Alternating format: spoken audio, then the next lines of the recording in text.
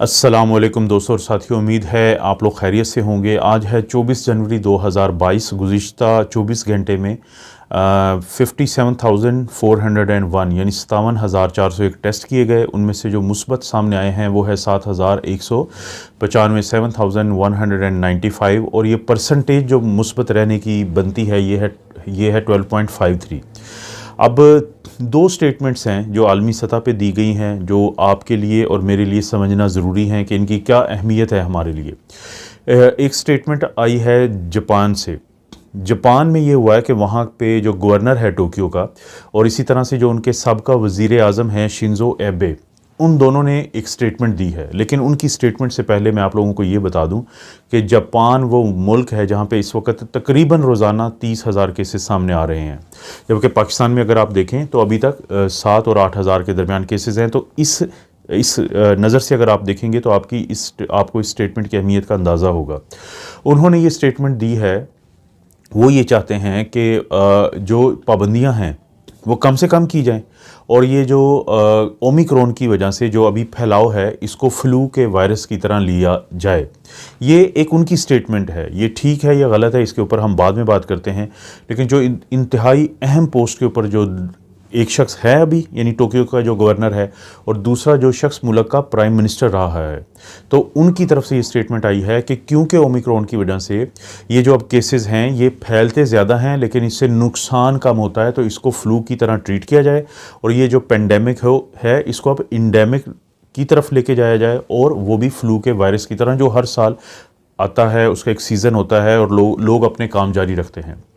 दूसरी जो एक अहम आलमी सतह की स्टेटमेंट आई है वो भी किसी आम शख्स की तरफ से नहीं आई, बल्कि जो वर्ल्ड हेल्थ ऑर्गेनाइजेशन यानी आलमी इदारा सेहत के जो डिप्टी डायरेक्टर हैं यूरोप के लिए, जिनका नाम मिस्टर हैंस है, हैंस क्लूब उनका पूरा नाम है, तो उनकी तरफ से एक बड़ी अहम स्टेटमेंट आई है। उनका ये कहना है कि ओमिक्रॉन का जो फैलाव है यूरोप में, उसको देखते हुए उनको लगता है कि अब ये जो पेंडेमिक है ये ख़त्म होने की तरफ जा रही है। उनका जो ये ख्याल है उसको उन्होंने अंग्रेज़ी में कहा है प्लॉजिबल, यानी जिसके अमकानात बहुत ज़्यादा हैं कि मार्च तक 60% जो लोग हैं यूरोप के, वो ओमिक्रॉन की वजह से ख़ुसूसी तौर पे जो इतनी तेज़ी से फैलाव है तो वो इस मरहले से गुजर चुके होंगे और इम्यूनिटी का वो लेवल भी आ चुका होगा। और ऊपर से जो इसकी ओमिक्रॉन की नोयत है, अगर कोई नई म्यूटेशन नहीं आती, कोई बड़ी म्यूटेशन नहीं आती, तो ये जो पेंडेमिक है अब ये अपने ख़ात्मे की तरफ जा रही है। अब जहन में आता है कि अगर हम पिछले दिनों से इतना ज़्यादा ये बात सुन रहे हैं कि जो ओमिक्रॉन के आने के बाद पेंडेमिक का इख्तिताम की तरफ ये जा रही है, तो क्यों नहीं ये बता दिया जाता है कि हम इसको फ्लू की तरह ही ट्रीट करेंगे। इसकी दोस्तों दो वजूहात हैं। पहली जो सबसे बड़ी वजह है कि पूरी दुनिया डरती है कि अगर खुदा न खास्ता एक वक्त में बहुत सारे लोगों में ये वायरस चला गया, जिसमें जो कि इसके अंदर सलाहियत मौजूद है, तो कहीं ऐसा ना हो कि जो हमारे हॉस्पिटल्स हैं वो पहली वेव की तरह भरना शुरू हो जाएं और लोगों को इसलिए नुकसान हो कि ये ना हो कि बीमारी की शिद्दत से नुकसान हो, बल्कि जब हस्पतालों में जगह नहीं होगी तो इन लोगों को खुदा न खास्ता नुकसान हो सकता है जिनकी अलामत दरमियाने दर्जे की होंगी। तो इसलिए पूरी दुनिया अभी इंतज़ार कर रही है इस वेव के गुजरने का, ताकि वो फिर इसका तज्ज़िया करेंगे और इसके नतीजे में जो नताइज वो अखज़ करेंगे वो फिर पूरी दुनिया एक दूसरे से शेयर करेगी। तो पहली तो ये वजह है कि इस वजह से दुनिया इसको अभी फ्लू की तरह ट्रीट नहीं करना चाहती। दूसरी वजह, बहुत बड़ी वजह है, उसे पैक्स कहते हैं, यानी पोस्ट एक्यूट कोविड सिंड्रोम, जिसको लॉन्ग कोविड भी आप लोगों ने नाम सुना है। यानी जो कोरोना के अभी तक के वेरिएंट्स आए हैं वो तकरीबन तमाम वो वेरिएंट्स थे कि जिनके बाद सेहतयाबी के बाद भी 3 महीने के बाद लोगों को कुछ ना कुछ अलामात ज़रूर चल रही थी। और ये कोई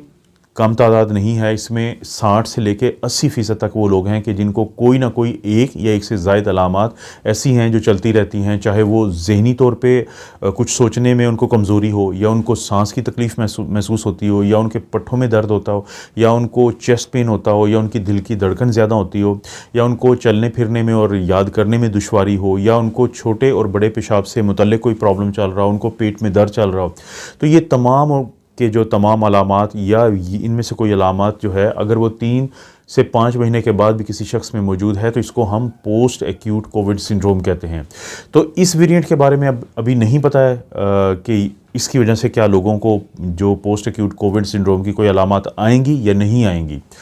लेकिन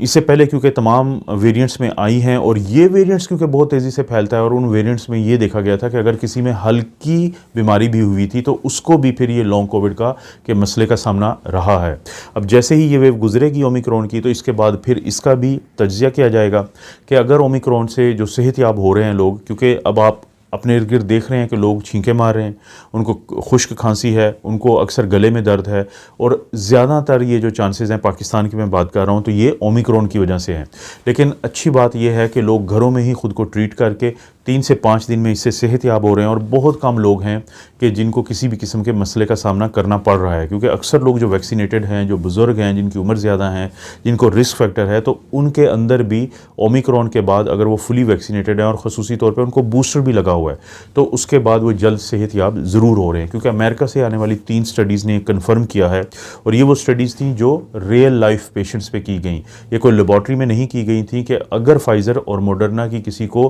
बूस्टर लगी हुई है तो 90% 90% चांसेस हैं कि उनको अस्पतालों में जाने की ज़रूरत नहीं पड़ेगी। 2 डोजेज़ की मैं दोस्तों बात नहीं कर रहा, अगर किसी को रिस्क फैक्टर हैं तो बूस्टर 90% अस्पतालों में जाने से और 84% ICU में या इमरजेंसी में जाने से बचाती है। ये बहुत अहम बात है। तो जो दुनिया है वो क्योंकि अभी उनको नहीं पता कि जो लॉन्ग कोविड ओमिक्रॉन की वजह से कितना होगा, तो एक दफ़ा जब वो इसका जायज़ा ले लेंगे और उनको समझ आ जाएगी कि क्योंकि ये वेरिएंट बहुत हल्का है और इसकी वजह से लॉन्ग कोविड भी नहीं होता, तो फिर वो इस पोजीशन में होंगे कि लोगों को ये बता सकें कि ये एक फ्लू की तरह का वायरस अब बन चुका है, ये पेंडेमिक जो है ये अब इंडेमिक में चली गई है, जहाँ पे अचानक कहीं पे केसेस बढ़ेंगे लेकिन वो इतने ख़तरनाक नहीं होंगे। तो ये वो 2 वजूहात हैं जिसकी वजह से ख़ुसूसी तौर पे दुनिया रुकी हुई है, क्योंकि लॉन्ग कोविड में एक नई चीज़ सामने आई है कि वो लोग जो कोरोना से निकले भी हैं उनमें एक जिगर का एक मसला बनता है, लीवर का एक मसला बनता है, जिसको हम फैटी लीवर के नाम से पहले भी जानते हैं। लेकिन ये metabolic associated fatty liver disease कहते हैं। वो लोग जो कोरोना से सेहतयाब हुए होते हैं तो उनके अंदर, क्योंकि होता ये है कि दोस्तों के पहले उनका वज़न कम होता है बीमारी के दौरान, लेकिन जब वो सेहतयाबी के मरहले में होते हैं, जब वो कन्वलेसेंट फेज़ में होते हैं, रिकवरी फेज़ में होते हैं, तो फिर उनकी क्योंकि डाइट बेहतर होती है तो फिर वो वज़न को गेन करते हैं। इस अमल के दौरान ज़्यादा से ज़्यादा जो फ़ैट है वो उनके जो लीवर में या उनके जो ये जो जिगर है वहाँ पे इकट्ठी होती है और फिर ये इसको हम कहते हैं फैटी लीवर डिजीज़। और जब उनका अल्ट्रासाउंड होता है, ख़ास तौर पे एक अल्ट्रासाउंड की किस्म होती है जिसे हम कहते हैं ट्रांजिएंट इलास्ट्रोग्राफी, तो वहाँ पे ख़ुसूसी तौर पे ये चीज़ खुल के सामने आती है कि कोई शख्स जो है वो फैटी लीवर जो प्रॉब्लम है उसमें जा चुका है। क्योंकि इससे पहले भी जो फैटी लीवर जिनका होता है, इसका मतलब ये होता है कि वो ज़्यादा उनकी वो हेल्दी हैं, वो ओवरवेट हैं, वो ओबीज़ हैं। और ये चीज़ फिर बताती थी कि अगर वो ओवरवेट या ओबीज़ हैं तो इसका मतलब है कि उनकी जो खून की नालियाँ हैं उनमें कहीं ना कहीं पे कोलेस्ट्रॉल या फ़ैट जो डिपोजिशन है या चिकनाई का इकट्ठा होना है वो ज़्यादा हो सकता है। अगर वो ज़्यादा हो सकता है तो फिर इसका मतलब है उनको मुस्तकबिल में दिल के मसले और जो दिमाग के मसले, जो फालिज वगैरह होता है, तो वो ज़्यादा होने के चांसेस होते हैं, या खून की नालियों में कोई क्लॉटिंग का बनना इन चिकनाई के टुकड़ों की वजह से।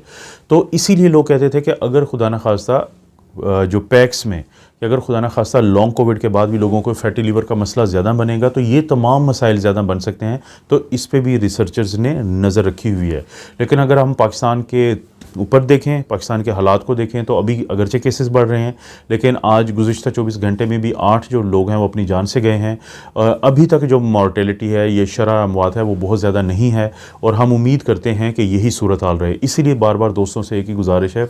कि ये वेव जो है इसमें किसी भी तरह से अपनी और अपनी फैमिली को आपने महफूज रखना है, कोशिश करनी है कि कोई ज़्यादा बेहतियाती ना करें, क्योंकि इस वेव के बाद बहुत ज़्यादा चांसेस हैं कि इंशाल्लाह हम इस पेंडेमिक से निकल आएंगे। और अगर ये पेंडेमिक रही भी तो ये सोसाइटी को किसी भी तरह नुकसान नहीं पहुंचाएगी और आहिस्ता आहिस्ता अब ज़िंदगी जो है वो नॉर्मल हालात की तरफ वापस जा रही है। कोई और अपडेट हुई तो मैं दोस्तों ज़रूर लेके आऊँगा आपके लिए। आप अपना और अपनी फैमिली का ख्याल रखें। अल्लाह ताला आपको और आपकी फैमिली को हर किस्म की बुराई, बीमारी और आजमाइश से महफूज रखें।